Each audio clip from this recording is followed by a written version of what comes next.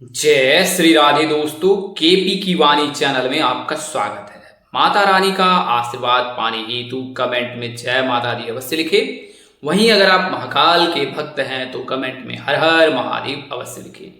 यकीन जानिए माता रानी संग महादेव की कृपा आप पर और आपके पूरे परिवार पर अवश्य बरसेंगी और आप सौ परिवार स्वस्थ एवं सुखी रहेंगे।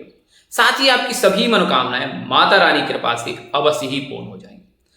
दोस्तों, आज की वीडियो में आपको सिंह राशि के जातकों के साल 2026 में, साल 2027 में कब, कहां, कैसे, किससे, किस दिशा में, कितनी दूरी पर, किस नाम अक्षर से शादी होगी, जीवन साथी कैसा होगा, उसका स्वभाव कैसा होगा, जीवन साथी किस क्षेत्र से हो सकता है, ससुराल में घर द्वार कैसा होगा, इसके अलावा सिंह राशि के जातक शीघ्र विवाह के लिए क्या उपाय करें और क्यों वर्तमान समय में सिंह राशि के जातकों के विवाह में बाधा आ रही है, तो यह सभी जानकारी आपको इस वीडियो के माध्यम से मैं देने वाला हूं। तो वीडियो में बने रहें।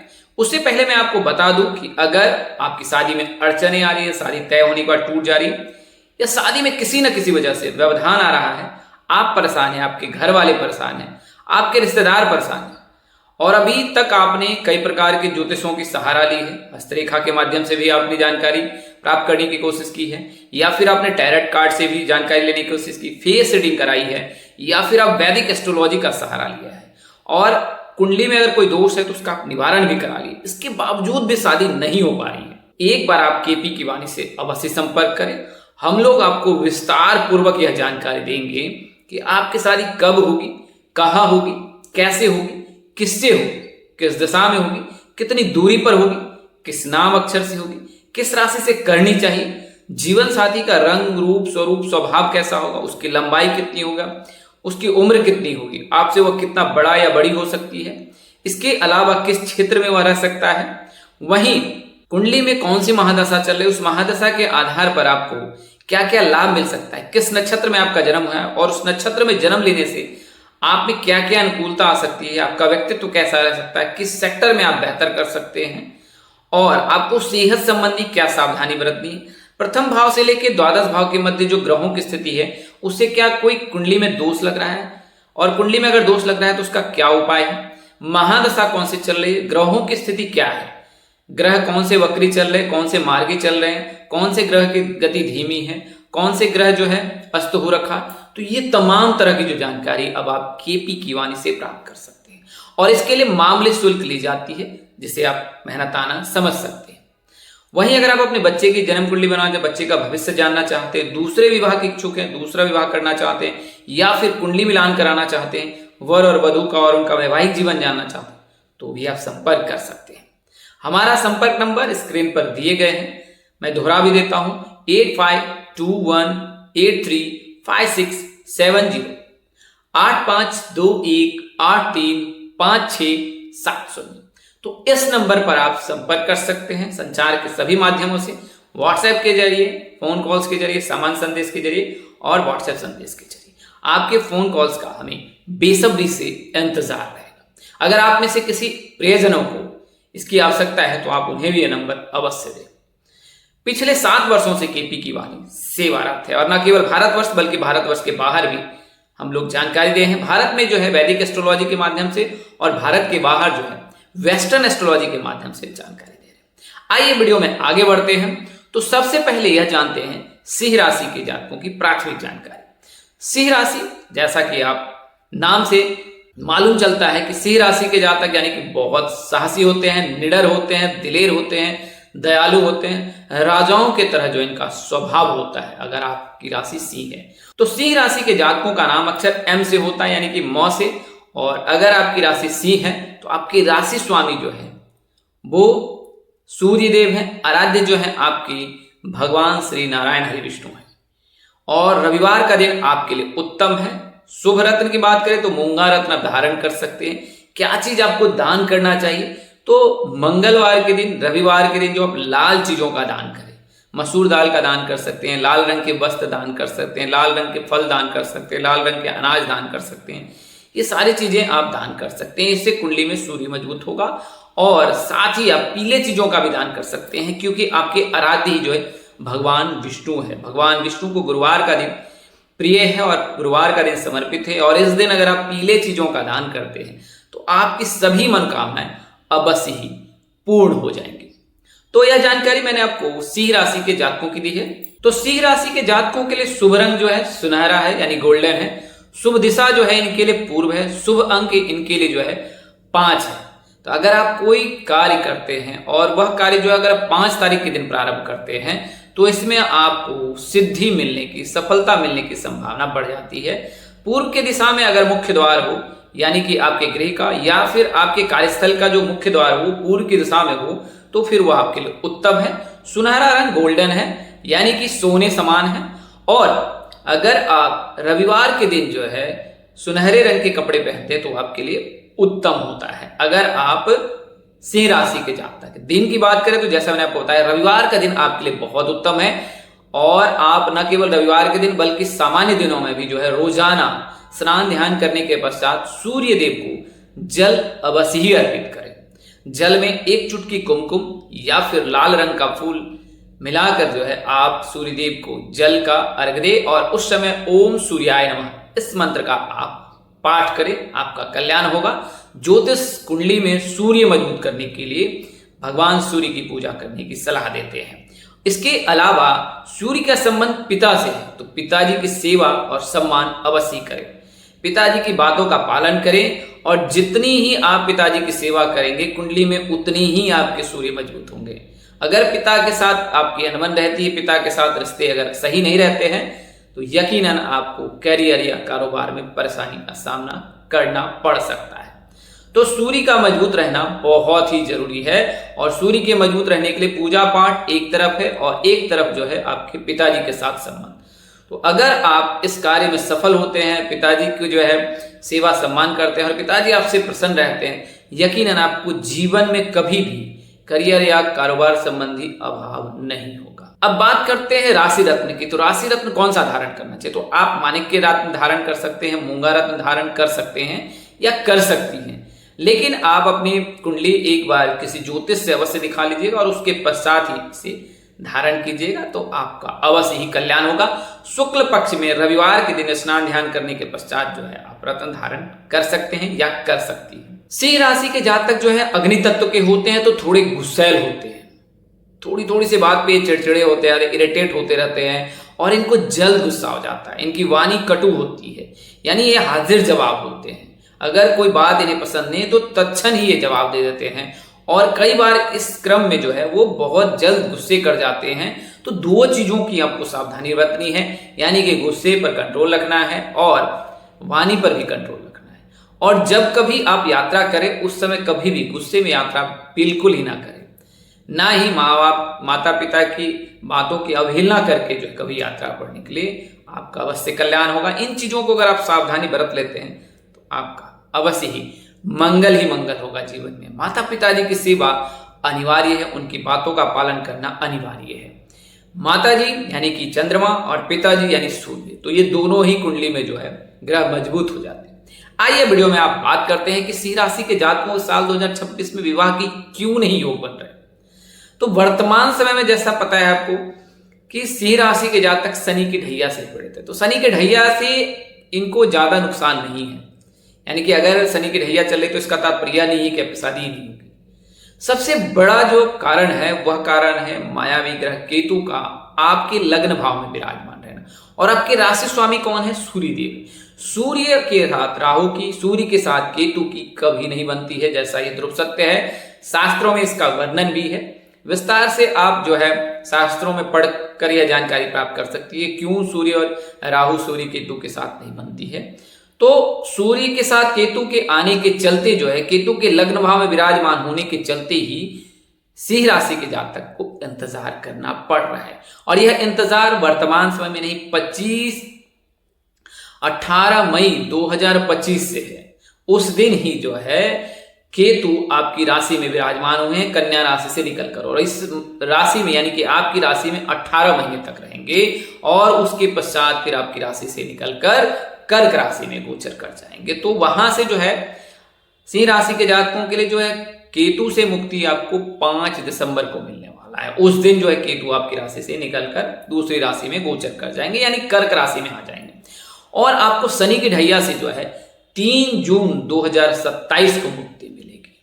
वही बात करें गुरु की, तो गुरु जो है आपकी राशि में साल 2026 में 31 अक्टूबर को गोचर करेंगे और इस दिन गुरु जो है आपकी राशि में आएंगे और वहीं से फिर शुभ सहनाई बजने लगेगी।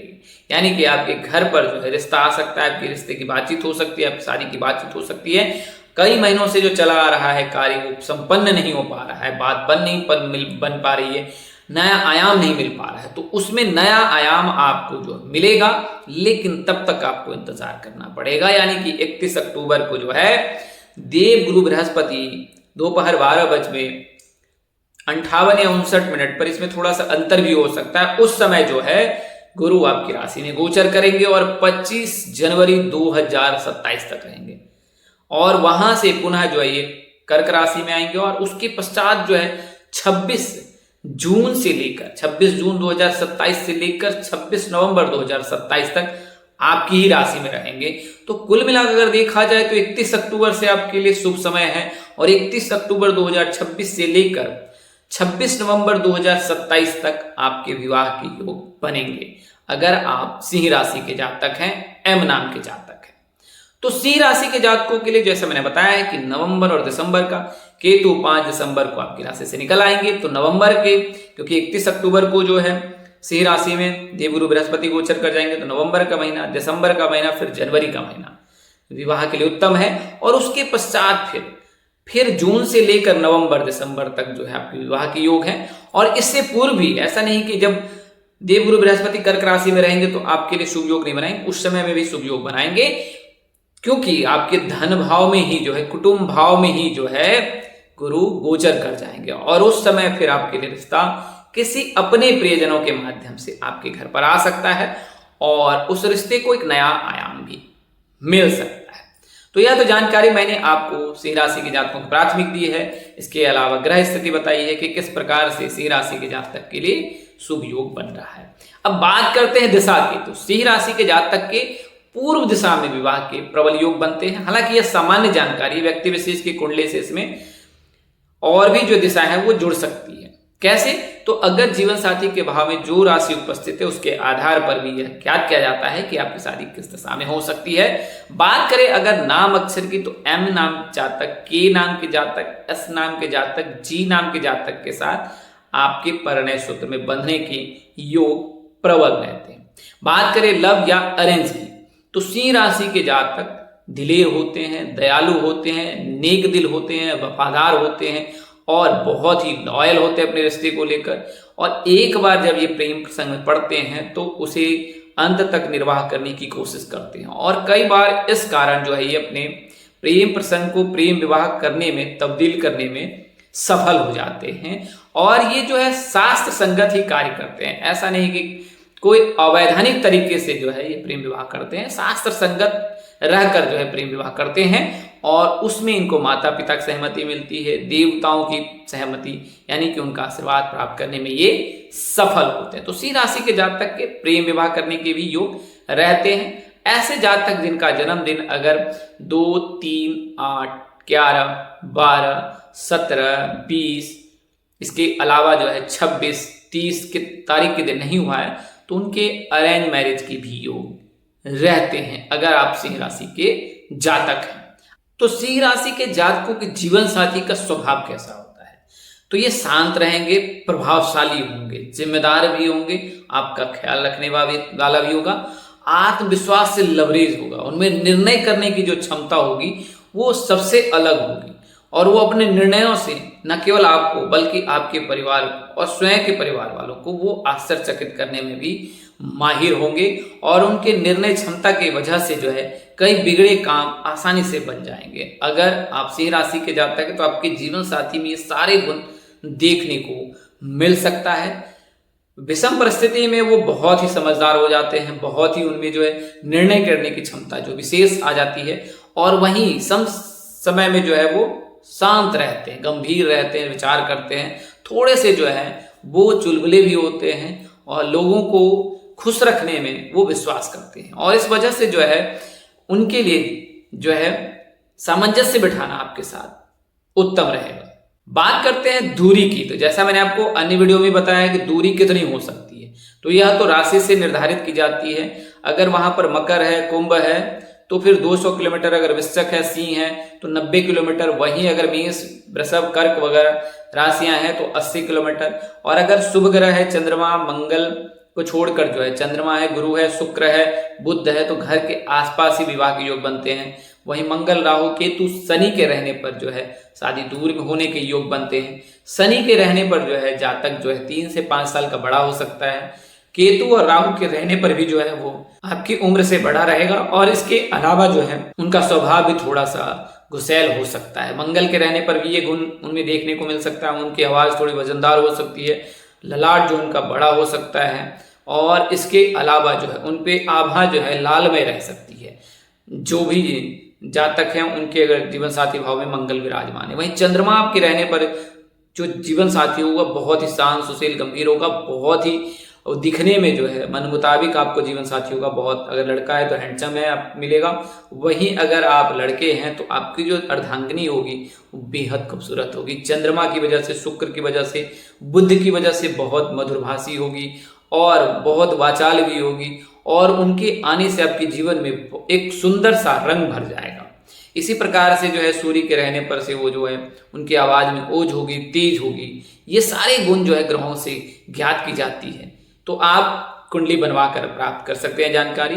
अब बात करते हैं कि ससुराल कैसा हो सकता है। तो ससुराल जो है यानी कि जो आपका घर द्वार है वो बहुत ही अनुशासित होगा, पारिवारिक होगा और रीति रिवाजों का पालन करने वाला होगा, परंपराओं का निर्वाह करने वाला हो। आधुनिक और परंपराएं दोनों का सामंजस्य आपके ससुराल में आपको देखने को मिल सकता है। बात करें घर के आसपास तो कोई बहुत बड़ा बाजार हो सकता है, मंदिर हो सकता है वहां पर। इसके अलावा कोई सरकारी स्कूल भी आसपास में होने के योग बन रहे हैं, और घर तक जो है मुख्य सड़क की जो है कनेक्टिविटी बनी रहेगी, जिससे जो है आपके ससुराल से आगमन में जो है किसी प्रकार की असुविधा नहीं होगी। तो ये सारी आधुनिक चीजें आपको आपके ससुराल में मिल सकता है। बात करें जीवन साथी के करियर की कि वह किस क्षेत्र में हो सकता है, क्या करने वाला होगा और क्या वह बिजनेसमैन होगा, आइए इसके बारे में जानते हैं। जीवन साथी के नौकरी करने के और व्यवसाय करने के दोनों योग हैं। नौकरी में जो है सरकारी नौकरी करने के प्रबल योग हैं, और जो सरकारी नौकरी है वो किस सेक्टर से हो सकता है उसके बारे में बता देता हूं। शिक्षा से हो सकता है, प्रशासन से हो सकता है, प्रबंधन से हो सकता है, बैंकिंग से हो सकता है, सरकारी सेवा से। शिक्षा, सेवा, सरकारी सेवा, प्रशासन, इसके अलावा बैंकिंग, ये सारे सेक्टर हैं जिनमें आपके जीवन साथी के कार्यरत होने के योग बन रहे हैं। इसके अलावा तकनीकी क्षेत्र में भी वो उत्तम करेंगे, और तकनीकी क्षेत्र में भी उनका व्यापार हो सकता है। अब शीघ्र विवाह के लिए क्या करें, तो अगर आप सिंह राशि की लड़कियां हैं तो आप गुरुवार का व्रत रखें। आपके आराध्य जो है जगत के पालनहार भगवान विष्णु हैं, तो उनके शरण चरण में रहें, आपका कल्याण होगा। वहीं बात करें आप लड़के हैं तो रोजाना सूर्यदेव को जल का अर्घ्य दें। आप गुरुवार के दिन या शुक्रवार के दिन जो है लक्ष्मी नारायण मंदिर जाकर जो है पूजा के समय उन्हें एक श्रीफल अवश्य अर्पित करें और अपनी कामना करें। इस समय आप ओम सृष्टिकर्ता मम विवाह कुरु कुरु स्वाहा मंत्र का अवश्य ही पाठ करें। तो दोस्तों आज के लिए इतना ही, अगली वीडियो में फिर मिलेंगे। तब तक के लिए मुझे इजाजत दें। आप जहां रहें मस्त रहें, स्वस्थ रहें, व्यस्त रहें। माता रानी की असीम कृपा आप पर बरसती रहे। परम पिता परमेश्वर आपको सद्बुद्धि, सत्मार्ग और आगे बढ़ने की शक्ति दे। नमस्कार, जय श्री राम दोस्तों, जय श्री कृष्णा, जय माता दी, जय वाहिगुरु, हर हर महादेव।